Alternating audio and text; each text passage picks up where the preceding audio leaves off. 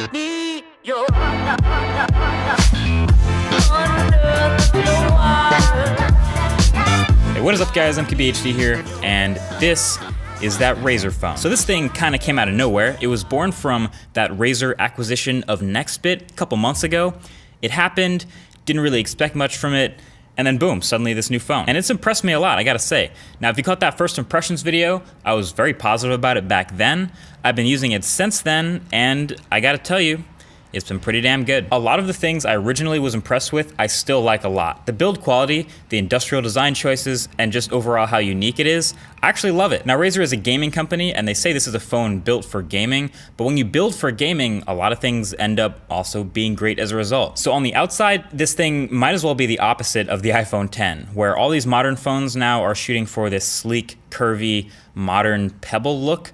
Razer phone is more of the boxy, squared off brick, and I kind of dig it. There's only one color, and Razer told me it's the same matte black that they use on their laptops, and that makes sense here. And it's been surprisingly good at not catching fingerprints, as you can see. We all know matte black can catch a lot of them. So that was a pleasant surprise. The one thing about the back is this logo, I wish it wasn't in this little cutout. It might be laser etched, but because they put it in the cutout, it feels like it's like this sticker that I could accidentally scrape off if I'm not too careful. It feels cheaper.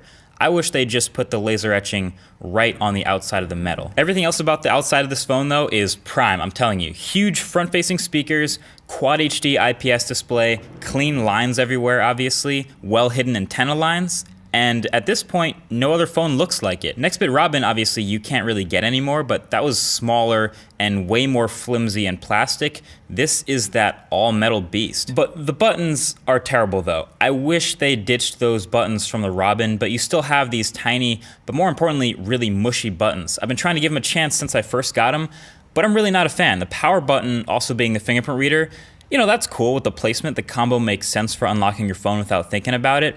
But it's not very tactile or clicky, so stuff like double tapping to open the camera feels mushy, so I just stopped doing it. Taking a screenshot, etc. I just don't enjoy pressing these buttons.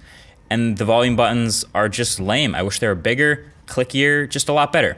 Good thing you don't have to press those buttons very often though, because where you're gonna be spending all your time is that display, that 5.7-inch Quad HD, 120 Hertz IPS display. I am so glad they did this. I'm so glad somebody finally decided to do this. Ever since we saw the ProMotion displays and the new iPads, the high refresh rate, I've been thinking about it on phones. I thought maybe the new iPhone X might have it. It didn't, obviously. And obviously these high refresh rate displays aren't new, but it's just something different about it being at the touch of your finger. That's what makes a difference. Razer says they did this for gaming, and I get that. Gamers are obsessed with frame rates, and games always feel more immersive at higher frame rates, but this is a 120 Hertz display also through scrolling through the UI and messing with Android and with your apps, multitasking, etc.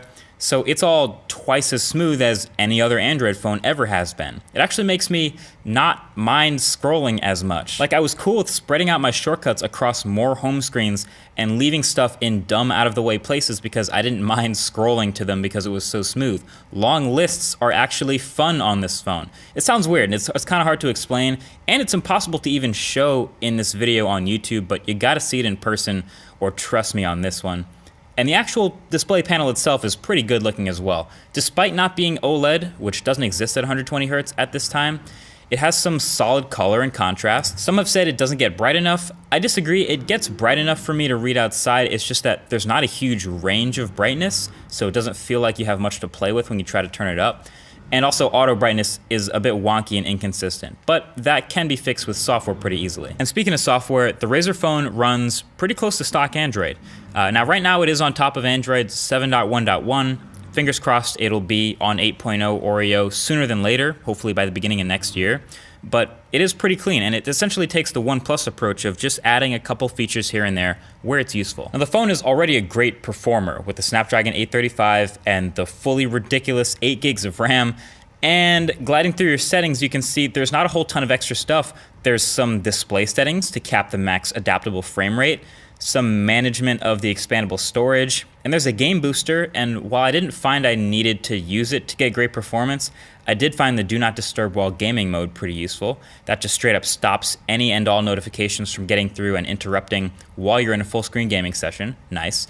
But basically the biggest customization that came on this phone came from their decision to use Nova Launcher Prime as the stock launcher out the box, which is awesome. Nova has a ton of customization, and plenty of Android users know that already. I think that was a great move. So then on top of all that, if all that didn't have you convinced, Razer phone also happens to have the best speakers ever in any phone that I've ever heard. So there's that. These are separate stereo front-facing speakers, independently amplified and tuned specifically to blow your mind. Now these are great. Basically, they are so loud, I stopped connecting to my Google Home at home to use as a speaker. I just toss the phone on a table wherever I'm at in the middle of a room, and that is the personal jukebox instead of the Google Home. It's kind of amazing. Also, pro tip, the alarm clock volume in the settings on this phone is all the way maxed out by default. So if you don't adjust that, then the first day you wake up after buying the Razer phone, you will be absolutely shook. Strong team, we gon' kick it till the roof caves in. Start a fucking fire, turn the moon red. Higher than the phoenix from the dungeon with some true made men. Listen, they don't know what we do when they made their bed. I cannot save them. Shit lately, optimism hasn't bettered my decision. I would love to stay and listen, but the moon's way tip. Okay, battery life.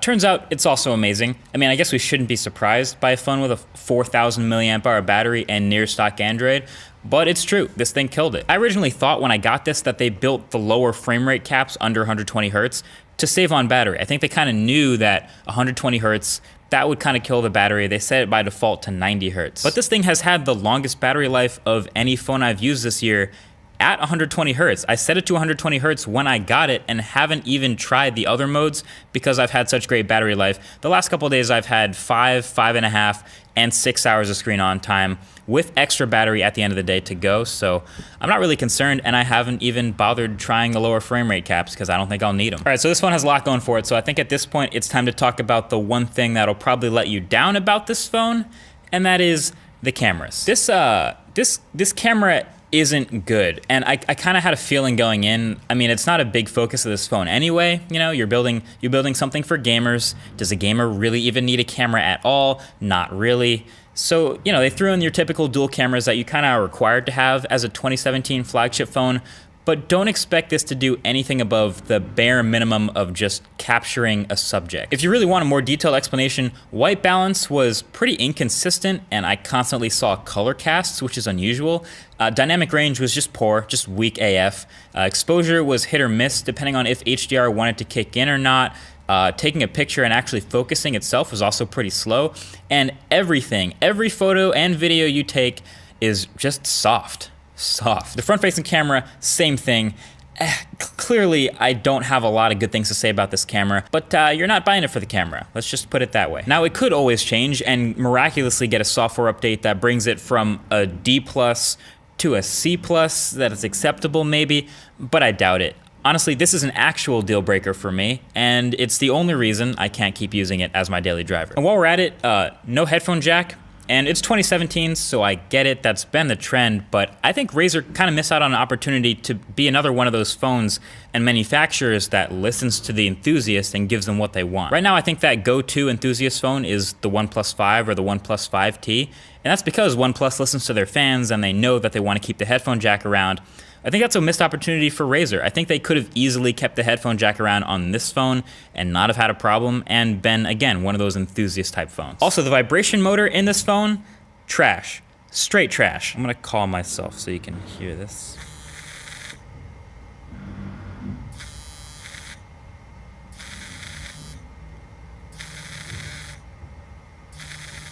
It sounds broken, but it sounded that way out the box since day one. So that is the Razer phone. I gotta say, it's a really strong, all-around gaming handheld wrapped in a metal jacket, plus a SIM card that turned it into a smartphone. Really, the only reason I can't keep using this phone as my daily driver is because the camera is that bad, and the Pixel 2's camera is that much better, but I just don't want to leave 120 hertz. This really is the definition of a deal breaker. And I know a lot of people throw that term around a lot, you know, oh, this phone isn't water resistant, that's a deal breaker to me.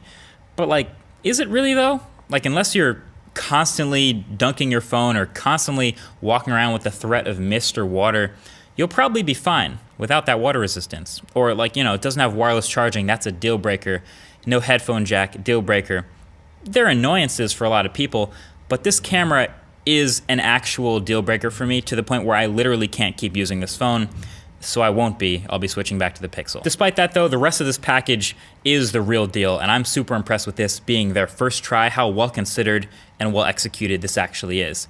And I can't wait to see more 120 Hz displays coming up in phones, even if I have to wait till the next Razer phone to see it. So that's been it. Thanks for watching. Talk to you guys in the next one. Peace.